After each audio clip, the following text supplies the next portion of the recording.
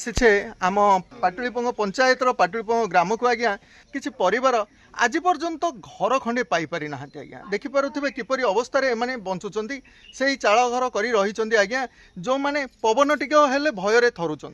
जरी पाल तले आज पर्यंत एमानकर जीवन बीतुची ए विषय किसी आलोचना नेबापाई आज भिडियोटी तो कहीं दौना आम कौटी जापरूनु आम हुंडा मुंडा लोक आम कथा कहीं बुझुना कथा ना बुझे केमी बुझा आपण मैंने भोट दे प्रतिनिधि बाछुंट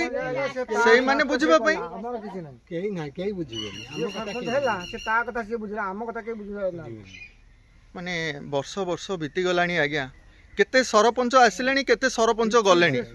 आज पर्यंत आपणकर दुख कहीं दूर कर पारे आज्ञा यहीपरि भाव में आम रोचे आम भोट दौचे आमको समस्ते कहते मिलिबो मिलिबो आज पर्यंत आमको मिल पारला नहीं आपण ता ऊपर पदाधिकारी को जणै थिबा दरकार जिला परिषद जना अतुन को जना अच्छा जो विजय माता था जना आपण माननको अणदेखा करा जाउची घर खंडिया मिल पारु नाही विजय मात्र को पचाले भी से विजय मात्र को केस वास ताकर हमर नाही विजय मात्र को पचाले विजय मात्र कहबा ये पड़ा ए जागा गुडी को हमर तो हां अनाबादी ना आम निज जगह निज जगार आज्ञा विचार करंतु आज्ञा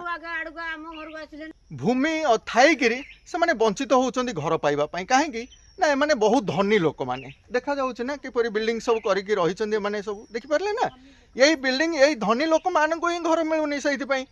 आसंतु धनी मानकर घर टिके बुली आसीबा देखिबा किछि आपण आज पर्यंत घर खंडे काहे पाई नांदी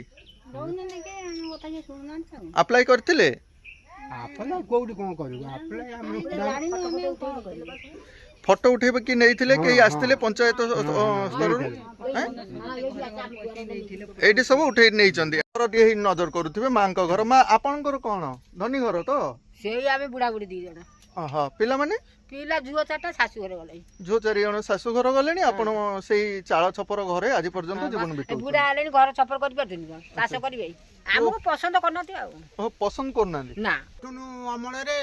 से तार बिल्डिंग ऊपर बिल्डिंग मारे तुम आई दिबा देखि जाई तापरे ये रास्ता टिए मध्ये देखा जाउछ आपनकर किपरि ये रास्ता मध्ये अछि रास्ता नहीं की हां एते सहज कष्ट कोड मा आपण माने बहुत खुशी रे चलुचन सरपंच कहला सरपंच कहला मु कहिची आ टंका आसी मिलिबो टंका मिलिबो बोली 5 जहाँ भी हो मा सरपंच निकट में आपण घर आम आशा रखु सरपंच एपाई तदारख करुवे निश्चिंत कहीं 4-5 मासर घटना बिल भाग कर हमर निजर बिल भाग निजर बिल नहीं हम ये ढियो खाली पटा अछि आ बिल बाजा मन रपजे नाही अच्छा अच्छा बिल बाड़ी करि पर नांदी पिला माने बुझुनी काम करजनी आ तर सिमेंट फेर को पिला को पाठ काई पढिलोनी पाठ पढिबे पढि पाइलनी ये हूँ आमर से पाटलीपंग ग्राम ग्रामर ये जो रास्ता टे जाइए ये हूँ आम नदी रास्ता नहीं कि ये नदी रास्ता टे ये रास्ता ये सब घर करके रही आमर लक्ष्य करें जदि वर्षा बहु परिमाण हुए रास्तार पानी जमी जाऊँ केबे आमको घर मिलूँ हौ माँ बहुत बहुत धन्यवाद नजर करें ये आम लोक मैंने केते सुंदर पनीपरिया चाष करुँच कखारू पोई आदि लगे इटा पकई लोक मैंने जानी नथिले माटी घरे रोते चाल छपर कर रोते आज्ञा रास्ता कौन से मैंने जानी नथिले पक्का रास्ता जानी नथिले सही समय रे वर्तमान आम बंचीचु ना आज्ञा वर्तमान आम बा पक्का सड़क ही पाइले सड़क पक्का पाइले तो घर मध्य आमर पक्का हवा दरकार आज्ञा तेणुक आपण मैंने आज पर्यंत ये चाल घरे कहीं रोचंदी आमे बुढ़ा बुढ़ी दी जण पिला छुआ सब गोटे थला भाई अच्छा आ ये दी जण आमे कोन रोग बाधकारे पइलो आ खटी पारुनी आ करि पानु आ कोन करी अच्छा आपण न करि परिले हमर बा सरकार आज्ञा जोगौची माने जो माने जाउची कि आमे कोन जाई परिबो आमे तो हुंडा मुंडा लोक एठी पड़ी के रहिजु आपण न जाई पाइले आपण को वार्ड मेंबर आ सरपंच एमाने तो बुझिबे कहूछु आसीबो आसीबो कहउछ आसीबो ए दुखी मानकर दुख टिके सुनंतु आज्ञा सरकार को एतिके अनुरोध रहउछ आज्ञा चाल घर तो आम बहुत असुविधा हो 10-15 दिन पूर्व साप बाहर 70टा साप बाहर हो ये घरु आज्ञा अच्छा अच्छा आ बहुत असुविधा हो पानी भी गलुची चाल छपर वर्षा दिन में बहुत असुविधा हो नहीं सरकार तो घर जोगैलानी आपणकर लिस्ट आसेनी कि आपण अप्लाई करथिले अप्लाई तो करिथिलु हां ହେଲେ ଆସିବ ତ ଆଉ କହୁଛନ୍ତି ଆସିବ ତ। ଆସିବ ତ ଏମିତି କେତେ ଗଲା ଏଇ ଯୁଗ ଅନା ମଲ୍ଲିକ ଅନା ମଲ୍ଲିକ, ମହେଶ୍ୱର ମଲ୍ଲିକ। ମହେଶ୍ୱର ମଲ୍ଲିକ। ଆପଣ ମାନେ ଆଜି ପର୍ଯ୍ୟନ୍ତ ଏଇ ଯୋଉ ଚାଳ ଘରେ ରହି ଆସୁଛନ୍ତି ଆଜ୍ଞା? ଆମେ ତ କହିଲା ଭଳିଆ ଏଇ ଯୋଉ ବିଜୟ ମହାତ୍ର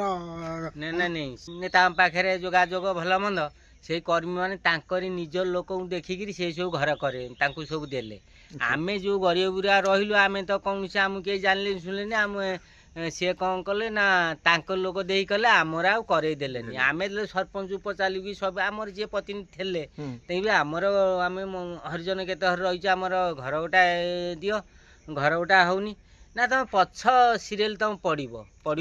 ବୋଲିକିରି ଏମିତି ଆମର ଆସିକି 24 ଏବେ ଅତୁନି ବାବୁ ଥିବା ଅବସ୍ଥା ବେଳଠାରୁ ଇଏ ବର୍ତ୍ତମାନ ଆମେ ନଢ଼ିକି ଚାଲିଛୁ। ବିଜେଡ଼ିରେ ଥିଲୁ ବର୍ତ୍ତମାନ ବିଜେପି ସରକାର ଆସିଲା ଆମେ ଏପର୍ଯ୍ୟନ୍ତ କୌଣସି ଘର ପାଇଲୁନି। ଯେଉଁ କର୍ମୀମାନେ ସବୁ ପଇସା ଖାଇଲେ ତାଙ୍କୁ ଘର ଦେଲେ। ଆମେ ତ ଗରିବୁରା ପଇସା ପାଇପାରିଲୁନି ପଇସା ଦେଇପାରିଲୁନି ଘର କୋଉଠୁ ଆଉ ଓହୋ, ସେତେବେଳେ ଘର ବିଜେଡି ଶାସନ ସମୟରେ ବିଜେଡି ସରକାର ସମୟରେ ଘର ଦେବା ପାଇଁ ପଇସା ନଉଥିଲେ। 10,000 ଟଙ୍କା ନା ନେଲେ ଘର ଦେଲେ। ଯିଏ ପଇସା ଦେଲା ସିଏ ଘର କଲେ ଯିଏ ପଇସା ନଦେଲା ସିଏ ଘର ପାଇପାରିଲେ ନାହିଁ। ଆମ ପାଖରେ ଗରିବ ତ ମିଲ ନାଗିଲେ ଭାତ ଖାଇବୁ ଆମେ 10,000 ଆଣି ଦବୁ କୋଉଠି ଘର ପାଇବୁ କୋଉଠି? ଏଇ ପାଲ ପକେଇକି ରହିଛୁ ଏଇଠି ପାଲ ପକେଇକି ରହିଛୁ ଦେଖୁନାହାନ୍ତି ପାଲ ପକେଇକି ରହିଛୁ ତାପରେ ଏଇ ଚାଳ ଘରେ ପେଟେଇକି ରହିଛି ସେଇଠି ସେମିତି ଚଳୁଛୁ ଆଉ କ'ଣ କରିବୁ? କୁଜି ନେତା ମାନେ ଅଛନ୍ତି ସେମାନେ କିଛି ଅସୁବିଧା କ୍ରିଏଟ କରିବା ସହିତ ଆଉ ଯେତେବେଳେ ଘୋଷ ନେବା ପାଇଁ କ'ଣ କେହି ସରକାରୀ ସ୍ତରରୁ ଆସିକି ଆପଣଙ୍କୁ ମାଗିଥିଲେ ପଇସା ନା ଆପଣଙ୍କ ଅଞ୍ଚଳର ଲୋକମାନେ? ନା ଆମର ଯୋଉ କର୍ମୀ ମାନେ ସବୁ ଯୋଉ ଦଳର କର୍ମୀ ମାନେ ରହିଲେ ସେଇମାନେ ପଇସା ମାଗିକିରି ଘର ସବୁ ଦେଲେ। ଆମକୁ ପଇସା ଦିଅ ଆମେ ଯାଇ ଘର ଦେବୁ। ଯିଏ ପଇସା ଦେଲା ତାଙ୍କର ଘର ସାଙ୍ଗେ ସାଙ୍ଗେ ହେଲା। ଆମେ ତ ପଇସା ଆମ ପଇସା ଆମର ଲିଷ୍ଟ ଆସିଲେ ମଧ୍ୟ ଆମକୁ ପଇସା ମାଗିଲେ ଲିଷ୍ଟ ଆସିଛି ଆଉ ତୁ ପଇସା ଦିଅ ଆମେ କହିଲେ ଆମ ପାଖରେ ପଇସା ନାହିଁ ଆମକୁ ଘରେ ଦେଲେ ଦେବ ଆମେ ତ ଖାଇବାକୁ ପାଉନୁ 10,000 ଟଙ୍କା ଦବୁ କୋଉ? ଆଜ୍ଞା, ତ ସେଥିପାଇଁ ଘର ଆପଣଙ୍କୁ ମିଳିପାରିଲା ନାହିଁ। ହଉ ବନ୍ଧୁ, ବହୁତ ବହୁତ ଧନ୍ୟବାଦ।